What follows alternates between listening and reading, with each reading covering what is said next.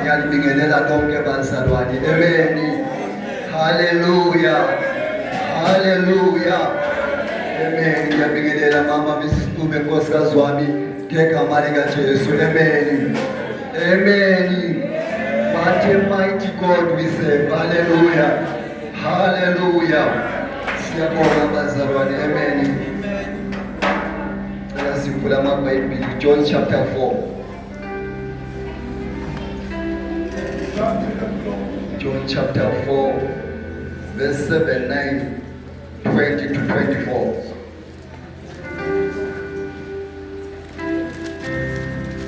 Hallelujah. Hallelujah. Libonge igama lika Jesu. Hallelujah. John chapter 4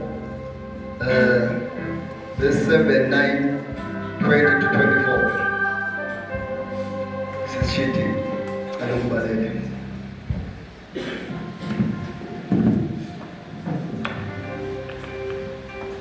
John chapter 4 verse 9. 7, 9.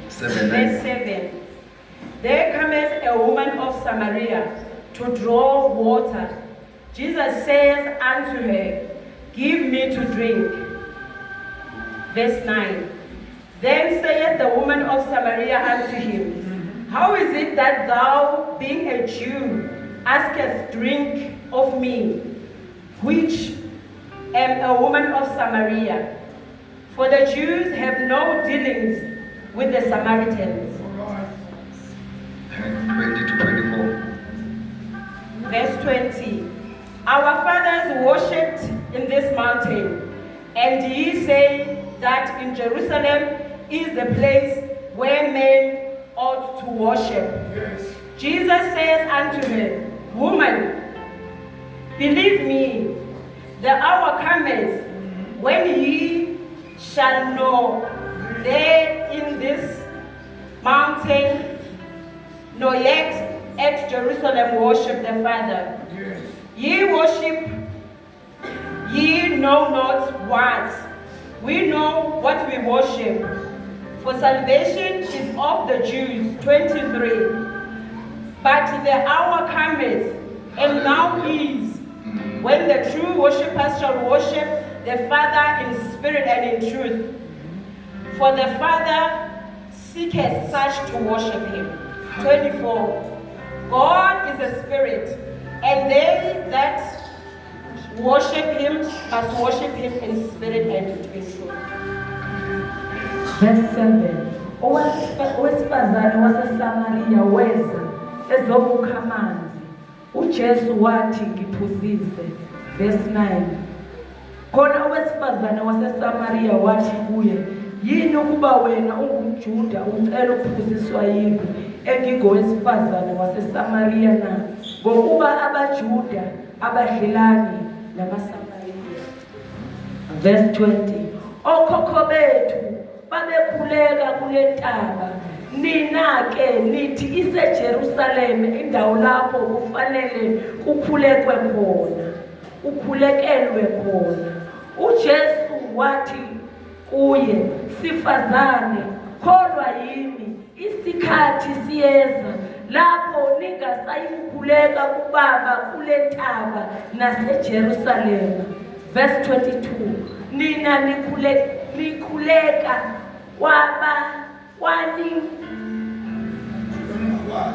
kweningakwaziyo, thina sikhuleka kwesikwaziyo, ngokuba insindiso ivela kubaJuda. Kodwa isikhathi siyeza, sesikhona namanje, lapho abakhulekayo, abaqinisileyo, bayakhuleka kuBaba ngomoya nangeqiniso, ngokuba uBaba ufuna abakhuleka kuye abanjalo. Verse 24. uNkulunkulu ungumoya, abakhuleka kuye bafanele ukukhuleka ngomoya nangeqiniso. Amen. Singahlala phansi. Hallelujah. Ngicela ukubala nje 23 lo 24. Yes. Ya ngizoba kuye kakhulu. Amen. It says, Yet a time is coming and has now come. Amen. when the true worshippers will worship the Father in spirit and in truth. For they are the kind of worshippers the Father seeks. Amen. God is spirit, and his worshippers must worship in the spirit and in truth. Amen. Ngibonga igama lika Jesu.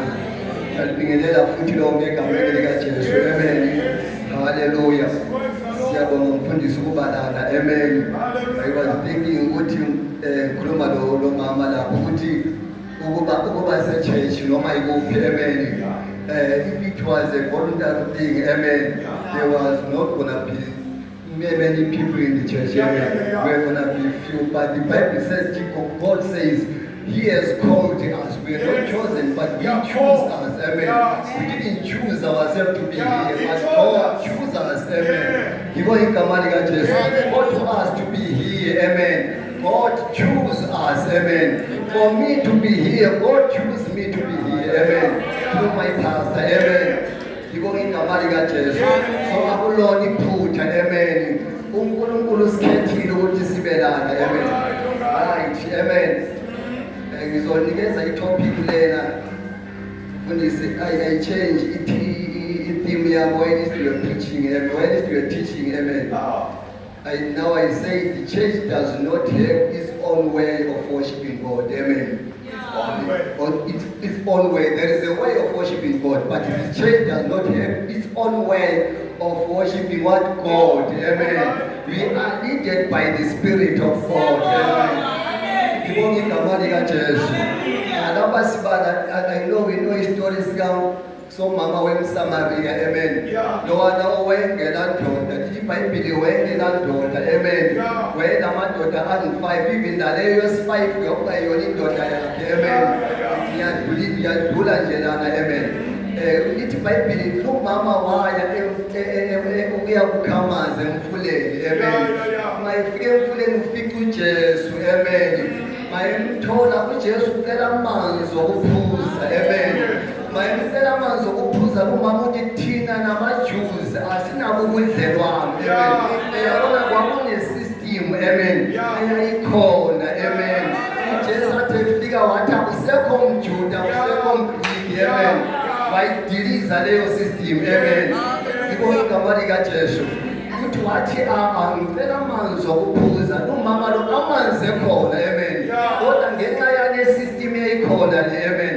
Ukuthi akuna budlelwano phakathi komJuda nomSamaria. Amen. Umama lo wayala. Amen. Kodwa ngokuqhubeka kokuxoxa wa-understand umama ukuthi lo muntu ongicela amanzi akusomuntu nje. Amen. Ngibonga igama lika Jesu ngoba wayesemtshele okufihlakeleyo. Ngibonga igama lika Jesu. Hallelujah. Hallelujah. Amen. Umeqhubeka umama ukuthi thina sikwazi ukuthi lina likhonza eJerusalema. Amen. Likhonza kuphi? eJerusalema. Ekwazi ukuthi thina okhokho bethu bebekhonza entabeni thizeni. Amen. Ngibonga igama lika Jesu. Uyabona lapho kwakunendlela yokukhonza. Amen. Iqiniso lingakafiki. Ngibonga igama lika Jesu. Kwakunendlela yokukhonza. Abanye babekhonza entabeni. Amen. Abanye bekhonza eJerusalema. Ngibonga igama lika Jesu. Namanje sesekhona leyo ndlela yokukhonza. Amen. Abanye bakhonza endaweni thizeni. Amen.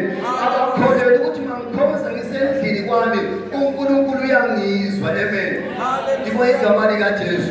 Abanye bakhonza bembathe ama-garments. Amen. Abakholelwa ukuthi uma ngambathanga i-garment yami uNkulunkulu uyangizwa. Amen. Konke lokho kuyindlela yabo yokuzwisisa uNkulunkulu. Amen. Kodwa ngoba iqiniso alikafiki. Amen. Ngibonga igama lika Jesu. Alithi nathi besigqoka ama-garment abanye bethu lana. Amen. Iqiniso lingakafiki. Amen.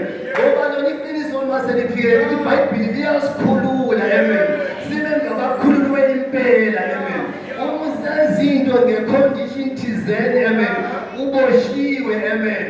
Ngibonga igama lika Jesu. Yabazi ukuvuka ekuseni siya emsebenzini siboshiwe. Kunama-conditions ukuthi ngelunch uyidla ngo-10. Amen. I-pre-break uhamba ngo-10, ilunch uyidla ngo-1. Amen. Uboshiwe awunakukhululeka. Amen. Kodwa umuntu okukhululwa Charles lana ukhululiwe amen emthethweni ngoba thina saphila ngaphansi komthetho amen siphila ngaphansi kwegrace kaNkulunkulu amen igrace yasinikeza ifreedom amen yibo igama likaJesu abanye abantu bakhonza ifreedom ingekho amen ngoba kunama-condition kune-system abakhonza bengaphansi kwayo amen ngoba iqiniso alingafiki amen kodwa iBhayibheli lithi sesifikile leso sikhathi amen yibo igama likaJesu kambe yilo esemanje sesifike nakuwe wena amen ngoba umkhonza uNkulunkulu umkhonza bonke bakhonza uNkulunkulu esimkhonzayo amen wonke amachechi kakaphetheni abanye bagqoke imbatho thizeni abanye bathi mabekhonza bekhumuli bakhonza yena lo simkhonzayo amen kodwa bamkhonza ngendlela yabo amen yibo igama likaJesu akakhonzwa ngendlela efuna ngakhona amen simkhonza ngokuholwa ngumoya kaNkulunkulu iBhayibheli lithi laba abaholwa ngumoya kaNkulunkulu bangabantwana bakhe amen yibo igama likaJesu asimkhonzi ngokwendlela yethu amen sinendlela yethu esiyifunayo amen kodwa simkhonzi kanjalo amen kodwa kunomoya osibolayo amen yibo igama likaJesu umoya uthixo usewukhona uyasikhulula amen sibe ngabakhululwa impela iBhayibheli Paul Samuel Corinthians chapter 3 Corinthians chapter 3 verse 17 Paul God is spirit amen where the spirit of God is there is liberty amen where the spirit of God is there is freedom amen where the spirit of God is there is independence you depend on yourself amen you know what when thina must depend on ourselves amen already thina sesingonkulunkulu angithi uNkulunkulu sengakithi already sesinikeza uNkulunkulu amen sesimbatha uNkulunkulu amen asisangene echechi isikhumula izidatulo amen yibo igama likaJesu sometimes iverse abantu balandela iverse amen Personally abayilandela njengoba bekhumula izicathulo nje kunevesi abayibalileyo amen base bekhumula izicathulo amen abazange bathole irevelation amen kuleyo vesi ivesi ayasibopha sibopheke kanje amen sicindezelwe ivesi amen ivesi evela kuNkulunkulu ngoba sithola ngayini irevelation isavuleke kuleyo vesi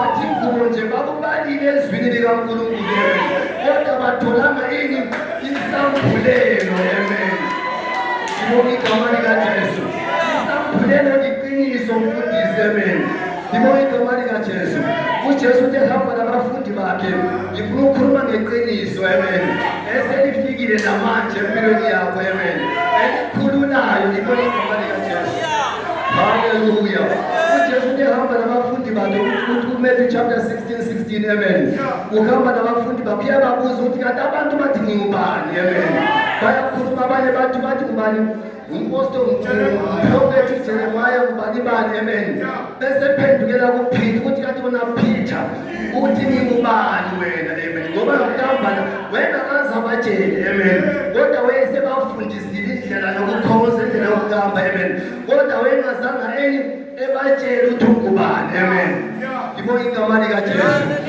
Peter uyaphendula uthi wena uMesiya amen indodana kaNkulunkulu amen uJesu wammangalisa lokhu naye kulaba abantu abayazi lento amen waphendukela kuPeter wathi inyama negazi akubambulelanga lokho kodwa ubaba osezulwini amen asikhuluma nama-scripture aphelele lapho amen sikhulubambulelo ngubaba osezulwini amen bese sithi phezu kwakho Peter yowakhipha ndlalami amen akasatsho nokuthi phezu kwakho Peter uthi phezu kwaleli dwala amen yowakhipha ndlalami amasange ayigeza wayiqahlula yokunikeza izituthulelo oyokubapha emhlabeni okakoshiwe nasezulwini amen wanikeza amandla amen ngoba usekhuluma iqiniso amen angakazali tshelo libo igama likaJesu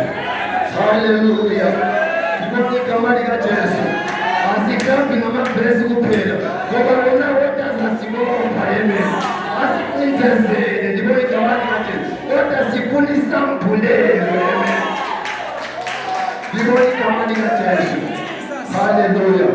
iBhayibheli lithi we have not received the spirit of fear amen, but of power, love and sound mind amen. Ndibona igama likaJesu. Yini sound mind mfundisi amen? Yikuthi ukuthi ubone ikhona leli lithule kanje amen. Bona usuvula ibhizinisi amen. There is a mind oyibonileyo. After some time sibona abantu sebegcwala kuleli bhizinisi. Simangala ukuthi kanti ubone kanjani into adisegcekeni. Wonke umuntu udlela lapha ayibona ibhizinisi le amen. Akaliboni leli khona lingenza something amen. That is a sound mind amen. Ukubona into entweni abantu ade bengayiboni behleli layo amen. Webona something kiyo amen. Abantu bese beyamangala ukuthi kanti into le dala sinayo. Kudala senza lokho amen. Kanti opportunity le uyibone njalo bani amen. That is a sound mind amen. Ngibonga igama likaJesu. Hallelujah, hallelujah. Asinikezwe umoya wokwesaba man amen. Kodwa wamandla amen. Asimkhonzi ngokwendlela yethu. Ngibonga igama likaJesu.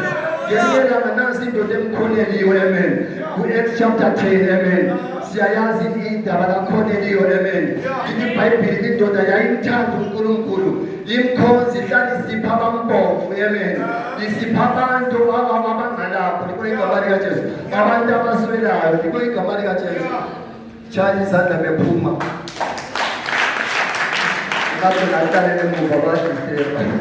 Hallelujah.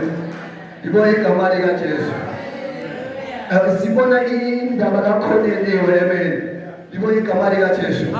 iBhayibheli lo muntu wayemthanda uNkulunkulu amen.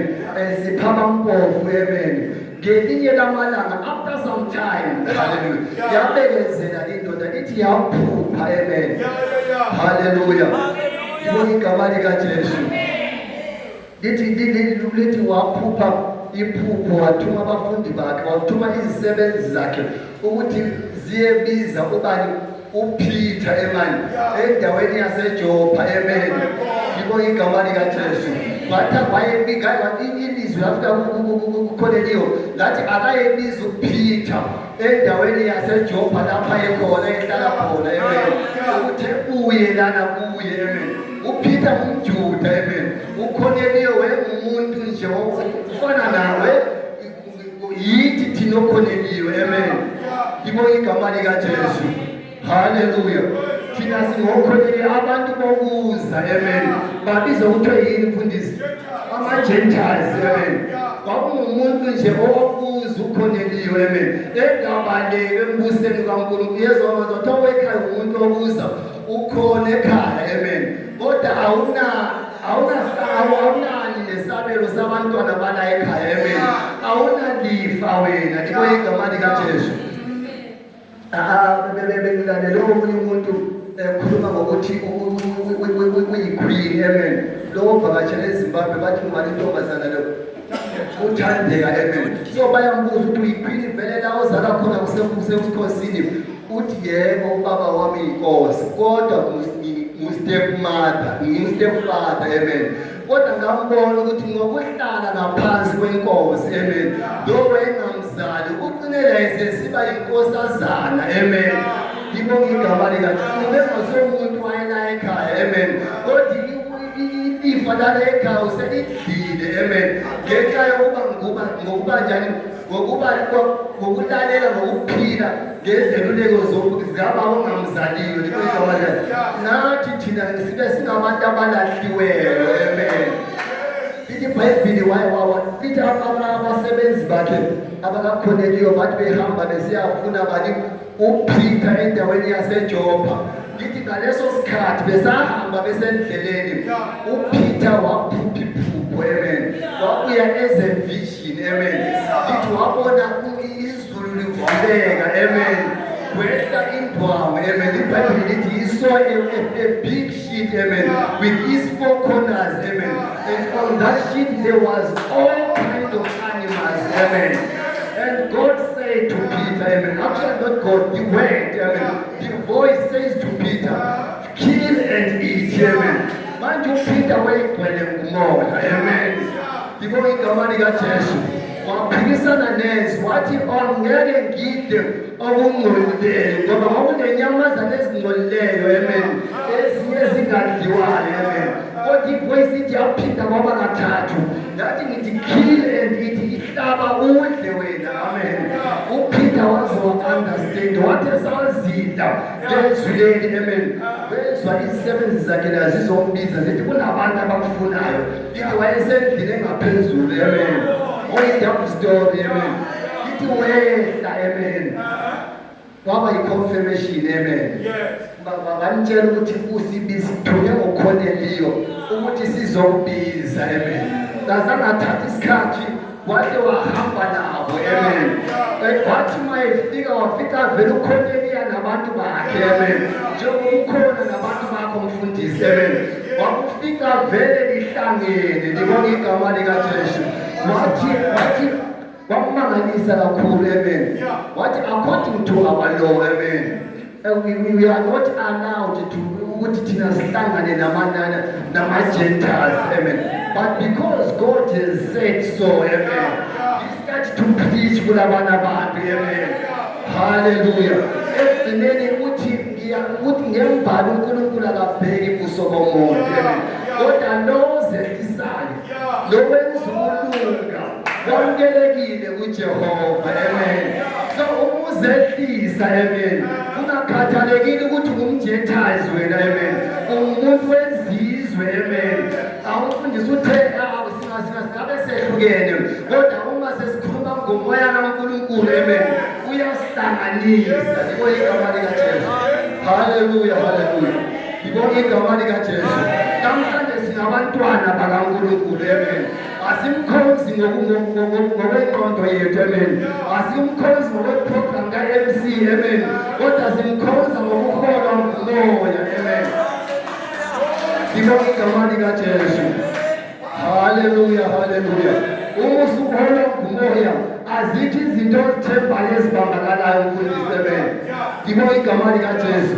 Yizo lezaa zinto othi ungene ebandleni uzikhumule njengoba babekhumula izicathulo, amen. Akutshiwo izicathulo kumele sizikhumule, amen. Sikhumula lezo zinto esithe sincane singamasindiswa anazo, amen. Libonge igama likaJesu. Abanye bebenezindwangu zamadlozi, amen.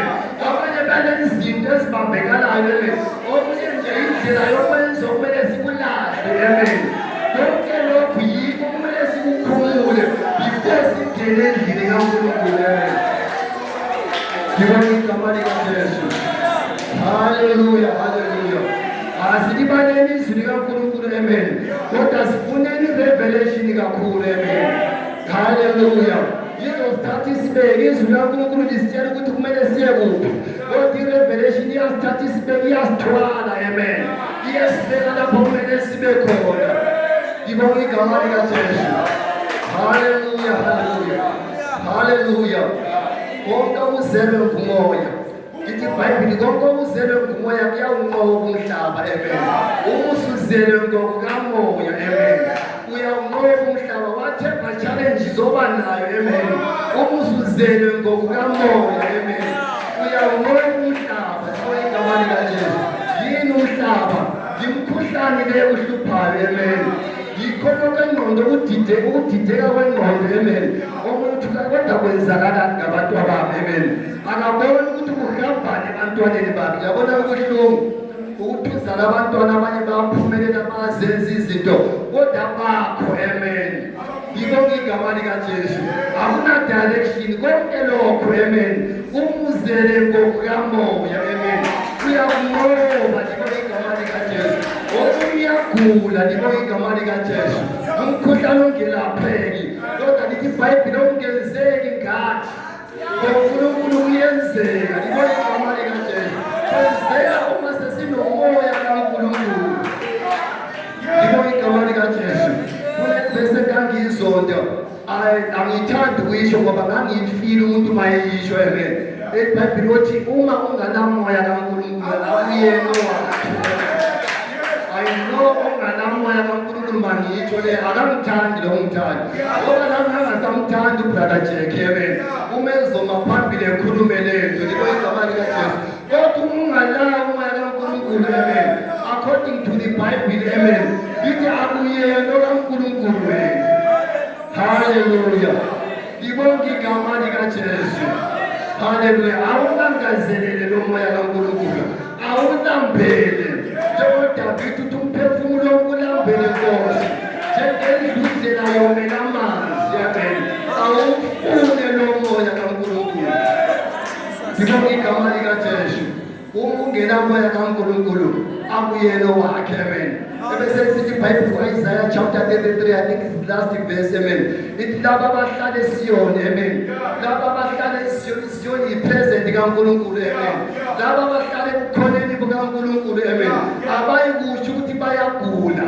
lezono zabo ziyokuthethelelwa amen ngibonga igama likaJesu only laba abahlala eSiyoni amen abangahlali khona bayohlala bekhale njalo besenkonzweni ngoba bekhe eSiyoni ngibonga igama likaJesu awamkele umoya kaNkulunkulu wena ngibonga igama likaJesu ungenawo akuyena kaNkulunkulu wena ngibonga igama likaJesu uyigentile ephileleyo amen umuntu wokuza la ekhaya amen ngibonga igama likaJesu unganamoya kaNkulunkulu uyiza libelethwe wena amen ngibonga igama likaJesu sizaba sonke la ngoba sikhonzeli kuba la wena kodwa konke kuzogcina la ngibonga igama likaJesu kunomvuzo esiwukhonzelayo amen ngibonga igama likaJesu okwakho kuzogcina la